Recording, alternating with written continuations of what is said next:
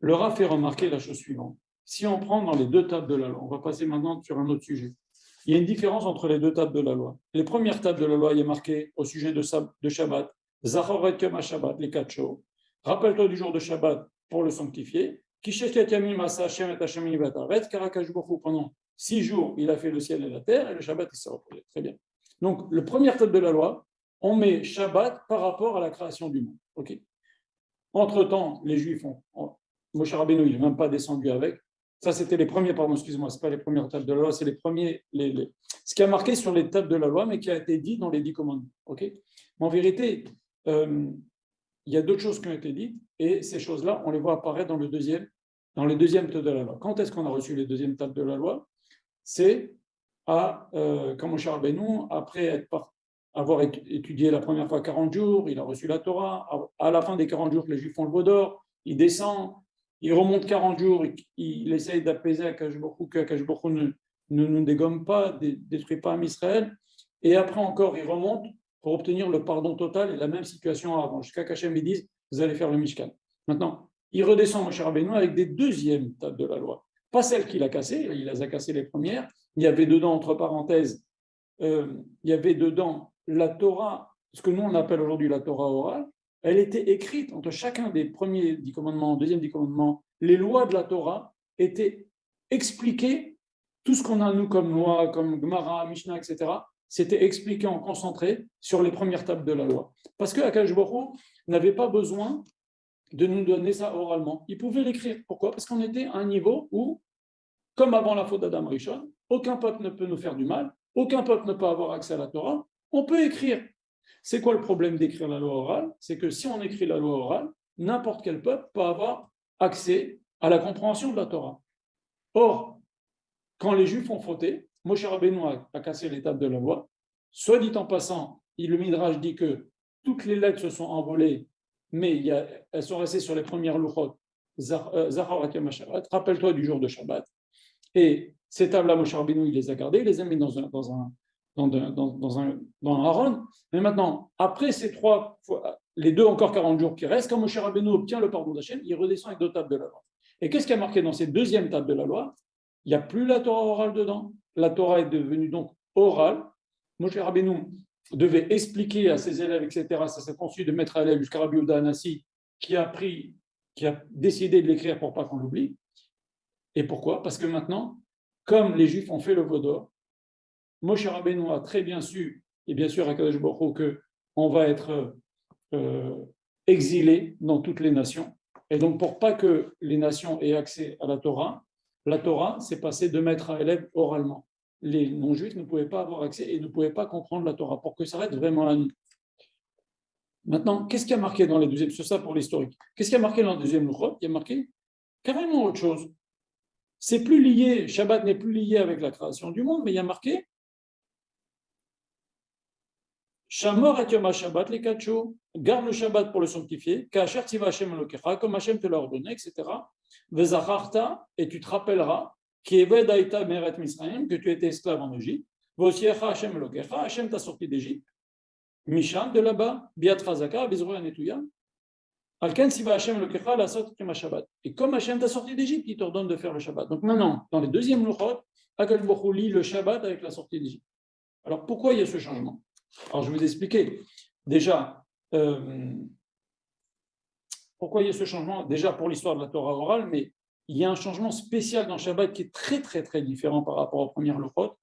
Et le Rav va nous expliquer ici dans le livre. Il nous dit que, si on voit, il est dans le tour, explique aussi dans la Tfila de Shabbat, on dit Ismach Moshek le matin Trelko.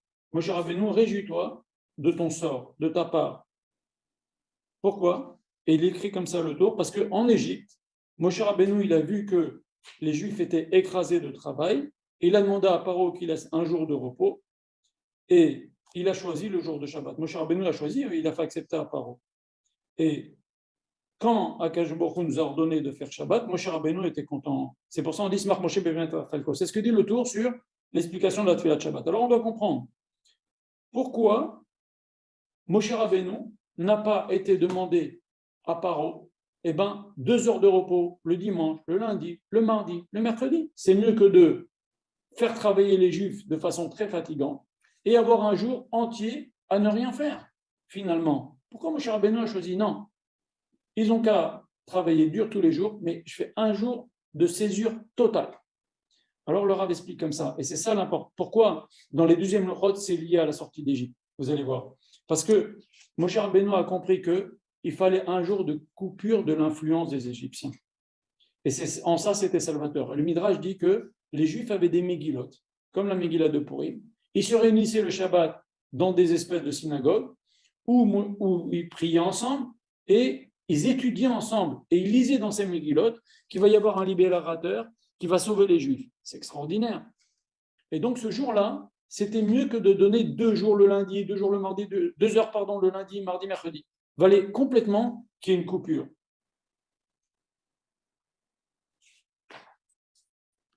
Et c'est ce que nous dit ici. Moshe Rabbeinu a voulu que les Juifs soient complètement de Shabbat, qu'ils ne voient pas les non-Juifs et qu'ils ne soient pas liés, ils soient liés qu'avec Akadosh Baruch Hu. Et qu'ils comprennent la valeur de ce jour-là de Shabbat, justement pour nous aussi. Dans toutes les générations, c'est un jour où on se coupe du monde. Et aussi, Moshe Rabbeinu a voulu que les Juifs ne sentent pas ce jour-là la domination des Égyptiens.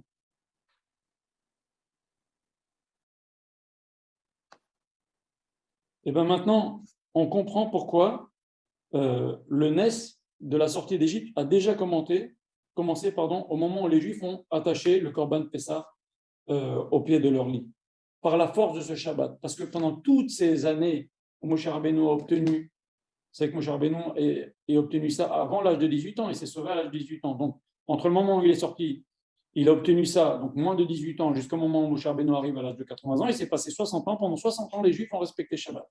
Et donc, ce Shabbat-là, que les Juifs ont respecté, même s'ils n'étaient pas super au niveau spirituel, on sait qu'il est au 49e degré d'impureté, mais ça leur a donné la force que le jour où Akash Baruch Hu va leur dire prenez le Korban Pessah, le Dieu des Égyptiens, attachez-le au pied de votre lit, etc.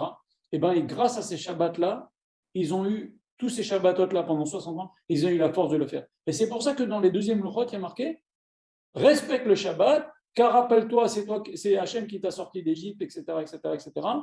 Le Shabbat est lié avec la sortie d'Égypte parce que grâce au Shabbat que les Juifs ont respecté pendant des années, ils ont eu la force de faire cette Messirut Nefesh et ils ont eu le courage, la force d'être sortis. En vérité, ces Shabbatot que les Juifs ont fait pendant toutes ces années, ça leur a donné la force, le courage de faire cette chose-là. Et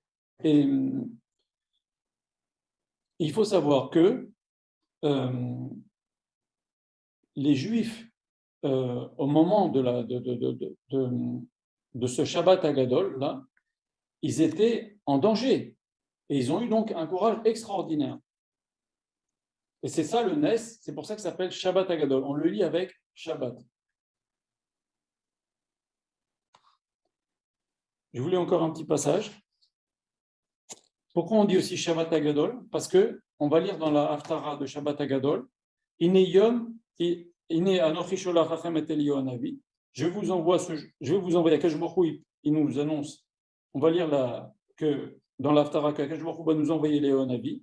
Avant Yom Agadol Vanora, avant le grand jour, Vashiv Lavavot Albanim, Velebanim Alavotam. Il va faire revenir le cœur des enfants vers leur père et le père vers les enfants.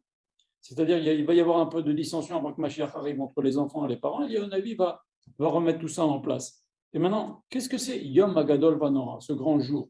Eh bien, Chachamim nous disent que c'est le jour de Triat HaMetim. Et Léo Navi va venir nous annoncer et aider pour qu'il y ait Triat HaMetim. Donc, Gadol, le mot Gadol, pourquoi on dit Shabbat à Gadol? Parce qu'on va lire le mot Gadol dans la Haftara qui va nous parler de Triat HaMetim. Et alors, quel rapport avec la sortie d'Égypte? Le Rav il fait un lien extraordinaire. Il dit que les Juifs, le cœur des Juifs était, entre guillemets, mort. Quand vous comparez le moment où, 210 ans avant, Yaakov descend avec 70 membres de sa famille, c'était tous des tzadikim. 210 ans après, ils sont au 49e degré d'impureté. Akash Baruch Hu, il va nous sortir comment on va dire, si Akash Baruch Hu ne nous avait pas sorti, on sera encore là-bas, parce qu'on arrive au 49e degré d'impureté. Si on restait un jour de plus, c'était foutu.